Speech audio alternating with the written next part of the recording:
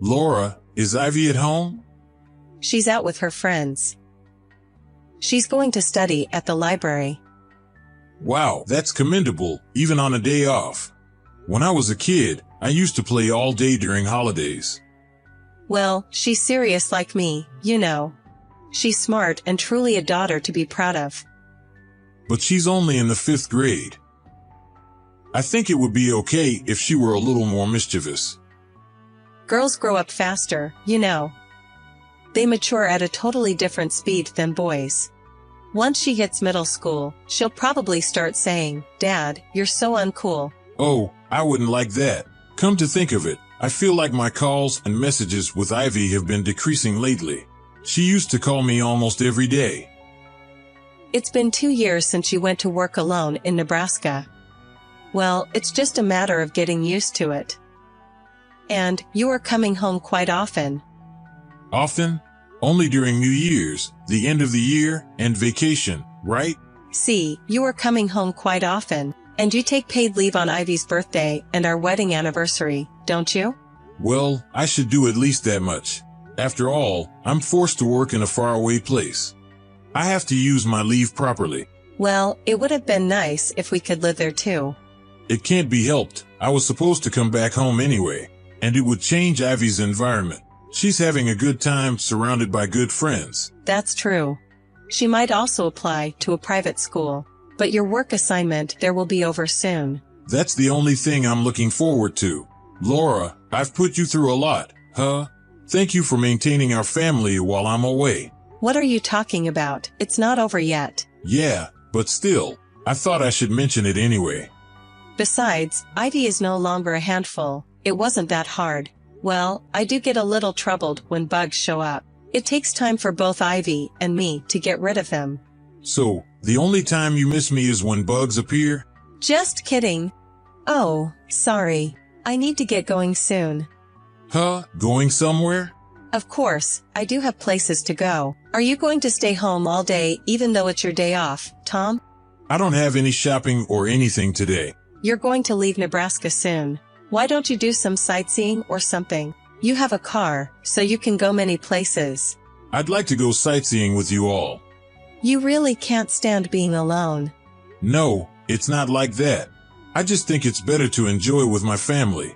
All right. I'm going out now. Okay, take care. Hey, Laura. Has anything happened to Ivy? Huh? Why do you ask?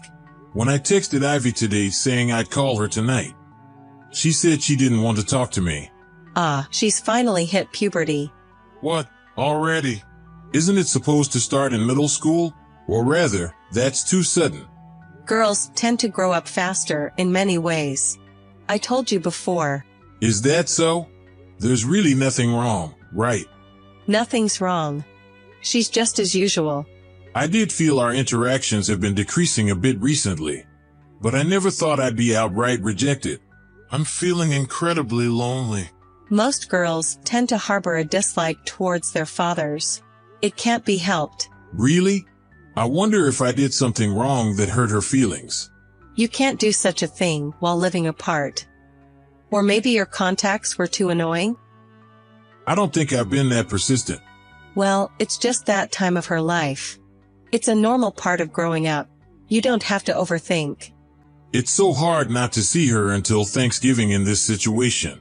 Tom, you do know that Ivy is already in 5th grade, right?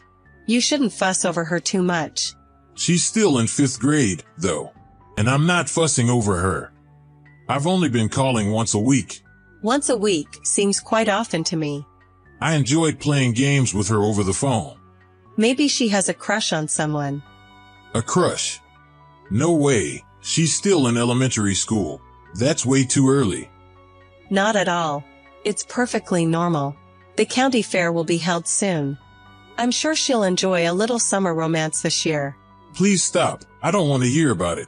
Aren't you happy that your daughter is growing up? I'm happy about her growth, but in my mind, she is still a cute little angel.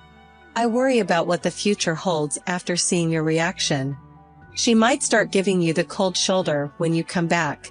You better be prepared. Somehow, I'm having a strong pain in my stomach. You need to let go a bit. This is a good chance since you're away. If you act as usual, she'll come back around. Is that so? Yes, that's how it is. There's really nothing wrong, right? Nothing, so relax. Okay, I understand. I'll refrain from calling her for a while. Yeah, do that. I'll try to find out, too. No, that's fine. If she noticed, she might dislike me even more. Really? Then I won't ask her anything. Yeah, I'll get back to work. Alright, good luck with your work. Girls are bound to change. Don't get too down about it. Tom, long time no see. Are you still working away from home? Yeah, I am. But I'll go back home within half a year. So I'm looking forward to that. Although I'm a bit hesitant. Hesitant? Listen to me, Carl. My daughter has finally hit puberty. She told me the other day that she didn't want to talk to me over the phone. For a dad who adores his daughter like you, that's a huge problem, isn't it? Yeah, it is. That's why I'm frantically reading all kinds of books on how not to be disliked by one's daughter. Come to think of it, my sister was like that too. When she was in middle school, she used to say things like, "Don't wash my laundry with dads." I guess it's normal, huh? Isn't it? But my younger sister wasn't like that, so I guess it depends on the kid. I see. But more than that, I wanted to ask you something. Is your daughter okay? She was rushed to the hospital, wasn't she? Huh? Hospital? I heard she was brought to the hospital where my wife works. She's got a pretty bad injury, right? What? Ivy got injured? Yeah. Did it happen yesterday? No, the day before? She's in the hospital after the accident, right? What are you talking about? My daughter didn't have an accident. Tom, are you okay? You're not escaping from reality or something, are you? No, it's not her for sure. I haven't heard any such news. I talked to Laura yesterday as usual. There's no way she wouldn't tell me if Ivy had an accident, right? Well, that's true. But my wife said it was indeed your daughter. She has a great memory. And we went camping together 3 years ago, remember? So I don't think she's mistaken. Is Ivy really in the hospital? Yeah, I think that's for sure. Then why didn't Laura tell me? Huh, she should tell me, right? I don't know why she didn't tell you. But in most cases, wouldn't it be because she didn't want you to know? Hold on, I'll call her again. Okay. You said it was an accident, right? Yeah, my wife doesn't seem to know the details. But it seems she was involved in a traffic accident and was brought in late at night. Late at night? Is she okay? Is she conscious? Sorry. I didn't ask about that. I'm going back home right now. Please let me know when you find out more. Got it. If you're driving home, don't rush. It wouldn't be funny if you had an accident too. I'll do anything necessary, so let me know if there's anything else I can do. Tom, I haven't heard from you for several days. Are you okay? You're alive, right? Yes, I am. Good to hear that. You used to contact me at least once a day. I was worried when you suddenly stopped calling me. Were you down because of Ivy? Yes, that's right. You really do take things seriously when it comes to Ivy. This is the situation. It's serious. You're overreacting. Rejecting their father is like a rite of passage for girls. What I'm talking about is her accident. What? She was in an accident and was taken to the hospital in the middle of the night, right? How did you know? A friend's wife works at the hospital. You know, Carl's. We went camping together before, remember? Now that you mention it, she did say she was a nurse. So why didn't you tell me? I'm sorry. I didn't want to worry you, Tom. You were already upset about being unable to call her, right? I thought if I told you about the accident, you would rush home. So I thought I would wait and see. You kept such a serious matter from me. Ivy broke her leg, didn't she? You should have told me. Actually, she and I had a bit of an argument. And then she stormed out of the house. I was so angry at the time, I told her not to come back. So I couldn't tell you. I'm sorry. You were afraid of being blamed, so you didn't tell me, huh? I'm really sorry. Enough is enough. Let's get a divorce. What? A divorce? Because I had a fight with her and kicked her out. Wait, I admit I was wrong to hide it. But the accident wasn't my fault, was it? No, I think it's your fault. She found out you having an affair and confronted you, right? She was mad at you and said she'd tell me the truth, right? That's what led to the argument, I heard. Did you hear that from her? Yeah, I heard from Carl that she was hospitalized. I rushed straight to the hospital.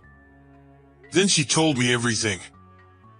You threatened her, didn't you, saying that if she spilled the beans, her comfortable life would end? You even lied that I was having an affair here. I never said such a thing. Even if you deny it, I believe her. She ran out of home in shock and then had the accident. I'm sure her accident is your fault. I'm not having an affair. She made it up. You thought you were safe because you deleted the incriminating photos from her phone? Too bad. A friend of hers took those photos, and they're still on her friend's phone. What? Since I got back here, I had someone look into you for a few days. You were staying at your lover's house instead of visiting Ivy in the hospital, weren't you? Your daughter is seriously injured. How dare you? It's fine, though, because I could spend time with her without you noticing it. But you are doing the most terrible thing as a person and as a parent. You know that? I can't stay married to such a woman anymore.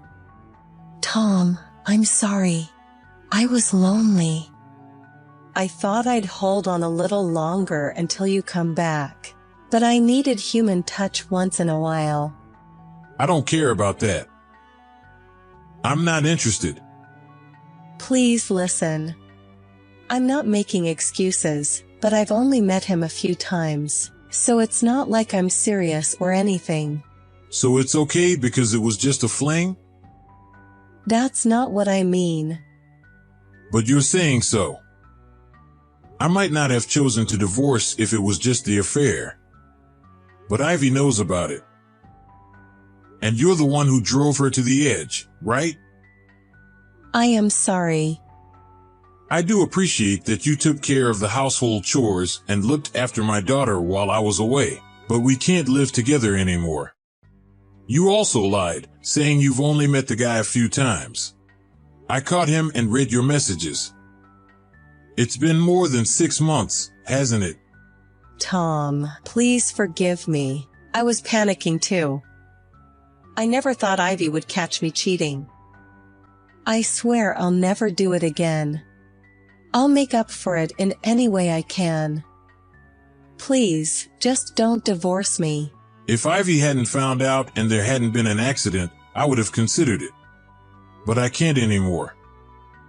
I don't think she needs a mother who puts her in this situation. I'll apologize to her too. She said she doesn't want to see you ever again. You betrayed your family and even lied about me having an affair. She said you're not her mom anymore. I'm sorry. I was really stupid. Please forgive me. Please.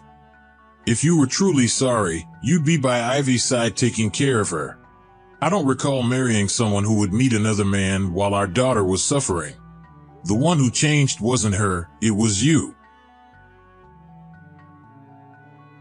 We then talked about the way forward with both sets of parents. Everyone but my wife was against our divorce. She reluctantly signed the divorce paper and was immediately taken away by her parents. Thanks to Ivy's strong preference, I was awarded full custody. Laura's lover was someone from her part-time job. I heard she ended up in a relationship after going out for drinks and started meeting frequently. Ivy discovered the affair when she came home early from hanging out with friends and saw her mother getting out of his car. She felt something was off and decided to investigate. It was just fun and games, like playing detective at first. So when she actually saw her mother cheating, she was too shocked to move. One of her friends took a picture for her, she explained to me through tears. When her mother told her I was cheating too, she could find no place to return to. I can never forgive my ex-wife for what she's done to Ivy. After her parents took her away, she was kicked out of their house. She occasionally contacts me saying she has no one to turn to and can't survive without any job. But I couldn't care less what happens to her, and I have no intention of helping her. What she did to us was that terrible. Unless she bothers Ivy, I have no interest in whatever sort of life she leads. Half a year has passed since then, and Ivy's injuries have healed. I immediately stopped working away from home and moved in with Ivy. With my family's and her friends' support, she is a cheerful girl again. I get home as early as possible and spend more quality time with her. While it's hard to completely erase the sadness, I'm determined to create lots of happy memories from now on to heal her wounded feelings, and to clearly show her that there is love that will never betray her.